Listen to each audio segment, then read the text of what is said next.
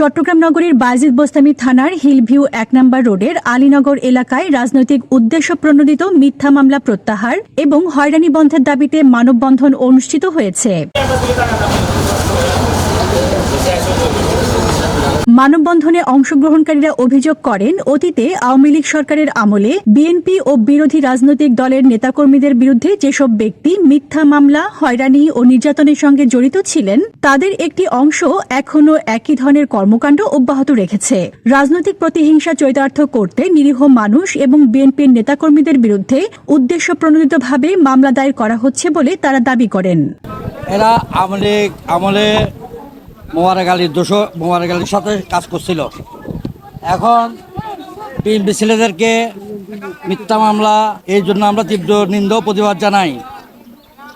আইনশৃঙ্খলা বাহিনীর কাছে অনুরোধ থাকবে, এই ধরনের মিথ্যা মামলা কেন নিচ্ছে?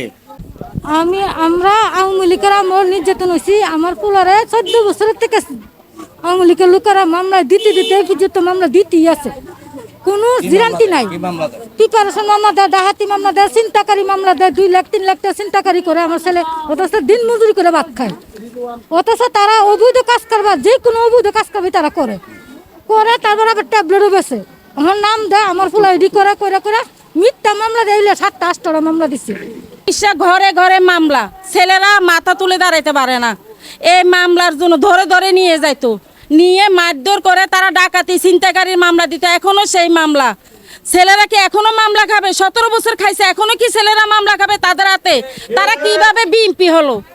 বিএনপি বলে কাকে? সাইফুলকে, সবুজকে বলে। তারা আমাদেরকে আশ্রয় দিছে, তারা এবং কি আমাদের ছেলেদেরকে করছে, সহযোগিতা করছে। তারা হইতে পারে বিএনপি, তারা হইতে পারে একজন কাউন্সিলর। আমরা চাই আওয়ামী লীগ যেন, এখানে যারা আওয়ামী লীগ থাকতে আমাদেরকে নির্যাতন করছে, তারা যেন এই এলাকাতে থাকতে না পারে। সামনে তারা সমাজসেবক, পিছনে তারা মামলা দিয়ে চাঁদাবাজি, টেন্ডারবাজি, লুটপাট যা করতো তারাই তাদের আওতায় করতো। এরা ছিল আজম নাসিরের খুব ইগনিশ কাছের মানুষ, এবং ধরতে বলা যায় তাদের সাথে পরকীয় বিন্দু লিখতেছিল। এমন মফিজ, এরা এমন কোনো কাজের সাথে লিখতেছিল না যেটা বহির পক্ষে মুখে প্রকাশ করতে পারবো না।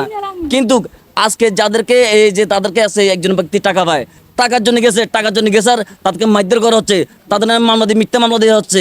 আমরা প্রশাসনের কাছে জোর দাবি জানাই, আপনারা যদি মনে করেন যে স্বৈরাচার হাসিনার দোষীদেরকে সহযোগিতা করে আপনারা বাংলাদেশ থেকে আবার প্রতিষ্ঠা করতে পারবেন, সে ফেজিস এই দেশের বাংলাদেশের মেহনতি জনগণ কখনো সেটা মেনে নেবে না। মানববন্ধনে উপস্থিত ছিলেন 7 নম্বর ওয়ার্ড বিএনপির যুগ্ম আহ্বায়ক মোহাম্মদ জলিল, এই ইউনিট যুবদলের সাবেক সভাপতি মোহাম্মদ আকবর, ওয়ার্ড যুবদলের সাবেক যুগ্ম আহ্বায়ক মাসুদ রানা, মহিলা দল নেত্রী নূরজাহান বেগম সহ এলাকার গণ্যমান্য ব্যক্তিবর্গ ও সর্বস্তরের সাধারণ জনগণ।